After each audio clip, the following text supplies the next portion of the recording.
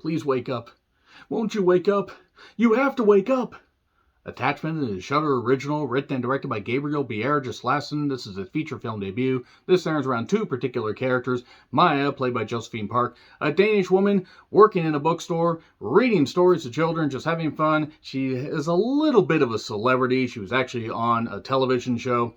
And in one chance meeting with Leah, played by Ellie Kendrick, a London woman who's also from a Jewish background, and you find that out when you meet her very, very Jewish mother, Chana, played by Sophia Grable. Hope I pronounced that name correctly. Basically, it's a bit of a whirlwind romance. Even though they come from different cultural backgrounds, they instantly fall in love. It's a really, really quick love, but not a forced quick love like in Halloween Ends. Sweet goddamn Christ, that was really goddamn bad. This was actually well done. Sometimes sparks just fly. It's a lesbian romance. They stay up talking one night, and Leah stays over, and stays over a little bit longer. And then she suffers a medical episode, and they decide to travel back to London. And then it turns out that the mother, Chana, is a little bit domineering. Maybe it's just because, she's very, very steeped and, entrenched in her religion. Maybe it's because she's worried about her daughter getting hurt. Or maybe there's something more sinister going on. Maya is trying to make sure that she actually, it isn't being pushed away because she really does love Leah. Then she has to solve this mystery before something becomes a weird part of history. Yiddish, Danish tales, woohoo. So yeah, Yiddish, Danish influences. And the mother also speaks Danish. And as a Shudder original, you're going to get one of two types. You're going to get something that's absolutely bonkers but bad, or you're going to get something well done but maybe a little bit bonkers. It could also be quite good. And there's been a bit of a rise as far as Yiddish, Jewish-themed horror movies, suspense thrillers. And much like The Offering, this is actually a pretty good one. I actually had quite a bit of fun watching this. Make sure you pay attention to the subtitles, since a lot of it is in, a couple foreign languages, and even if you don't understand any of that stuff, at least you're going to get the basic story. And the story is pretty basic. I mean, it's kind of like The Offering, and if you've seen that, you know what to expect. This, however, is even more of a slow burn than The Offering, because it's about 12 minutes longer, and there were a few points where I was like, okay, yes, yes, attachment, you keep building suspense. It's a very nice suspense. You can stop building now. No, don't put a loft apartment over here. Don't put a condo over here. Stop building and maybe get to the point. Don't get me wrong. This is well built, and the slow burn aspect does work in its favor for a while. It's a good movie. It's actually a pretty damn good movie overall. Some good performances. Yeah, the romance is a little bit quick, but it does make sense when sparks fly. You want to learn more about somebody, and even when certain things go awry, you want to be there for that person, and you want to make sure that you do what's best for them. But also, as the Yiddish influence gets mentioned more, there are certain things that the mother could be into. Maybe the mother has mental illness issues.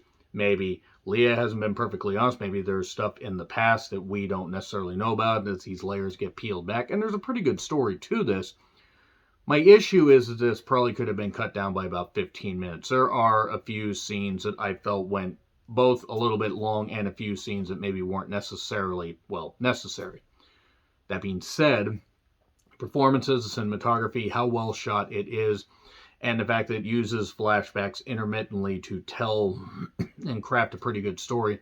It keeps showing, Chana saying, please wake up. Won't you wake up? You have to wake up. And says that, and, they showed at first, and you're like, okay, whatever, we'll find out. Maybe that's just something that, maybe that's something that'll come back to play a little bit later, but it's not that important. But then they show it again.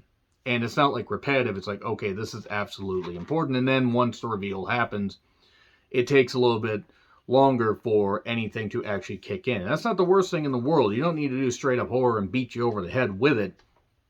But it does drag at a few points. Now, once it gets to its third act, it really does pick up. But it's also familiar. Now, familiarity isn't the worst thing in the world. And familiarity can breed contempt. It doesn't breed contempt here. I just feel it went a little bit long in the tooth for the story it was trying to tell. That being said, it was well crafted, well acted, well shot, and well written. Good pacing, even with a few of the issues I have. And If you have a Shudder account, you absolutely will be ready, will be locked in to check this out. And it's nice. It's nice to actually have a romance, that feels a little bit organic, and that certain things get revealed. We're like, okay, you might wonder, should I continue to stay with this person? What should I do? Am I really believing this stuff, or is it all in my head? Are we happy, feeling sad? We got sunshine in a bag, and I'm not useless, but not for long, because this weird tale is going on. Yeah, I know song references getting worked in, but there are other family members that get introduced because the father is no longer in the picture, and an uncle arrives to add a little bit of exposition and stuff, and he's kind of your typical rabbi, Yiddish gentleman. I'm not actually sure on all the hierarchy as far as Yiddish stuff, but it ends up being quite good, even if, again, it gets a little bit long in the tooth. So I'm going to get into spoilers. It is on Shudder if you want to check it out. Spoilers will not take very long, just so you know, because it's pretty obvious. 3, 2, 1, and spoilers. Okay, so the uncle, Lev, reveals that there's this book, and there's black magic rituals, and there's various things like, the Golem. If you've ever seen the movie The Golem, it was a silent film from 1920-21. I watched it. I really should have retro-viewed it, but I just decided to watch it and enjoy it. That was pretty good. It was about a protector for Yiddish communities. But there's also a Dibuk, and that's Dybuk. And that is a soul, a dead soul that possesses a body, basically. Oh, like a ghost. No, kind of like a demon, basically. And that is what has inhabited Leah. Because Leah had that seizure because she was too far away from home. It turns out, actually, that all the stuff that Maya was seeing, with the mother acting strange, and the mother having the heart-to-heart with her, but the mother being very domineering and everything, and wanting to keep her close to home, and Leah wanting to stay close to home for her mother, turns out that Leah didn't know this stuff. Leah had violent episodes, and the whole please wake up thing was an accident that Leah had perpetrated. Actually wasn't an accident, because this Dibuk had taken over her body and caused her to kill a friend. Why? Because demon. Because that's pretty much it. And the demon needs another soul to inhabit her, another soul to take. Not like the movie My Soul to Take, that was really goddamn shit, but everybody gets together eventually after, like, I think about over an hour in. Maya, before realizing this, takes Leah with her to her dad's vacation home. Too many pronouns, pal. Good old Vince McMahon line right there. And they're fine, and Leah had her injured leg from her seizure, and something snapped, and it was a way, like, the Dibuk was trying to take over, but since she was around the house, she was in a shielded area. Since she was out in this cabin, she starts acting weird. They imply that she killed this cat. She killed this one lady looking for the cat. At least they didn't show the cat death, because I would have had to have knocked the gray down a little bit, because can't stand animal violence.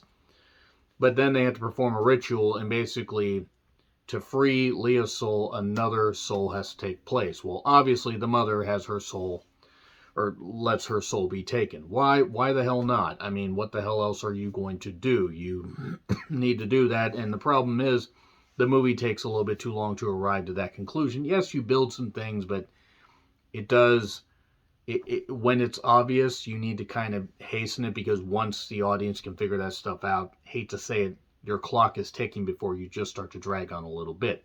Again, that's really the only quibble I have. Leah and Maya are all happy together. The mother is dead. Everybody's good. Everybody's totally, totally good. Maybe we get attachment to electric Dibuk glue. So nevertheless, that was really offensive to anybody that's Jewish. I apologize for that.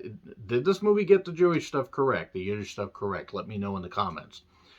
And I gotta give it a B+, because it was well acted, well shot, and everything. But it misses out on an A just because of some pacing issues. But it's definitely worth checking out. At least I think so. So agree, disagree, what I said, like, share, subscribe, Twitter handle in the description. I'm John Ritlin. I'll see you soon.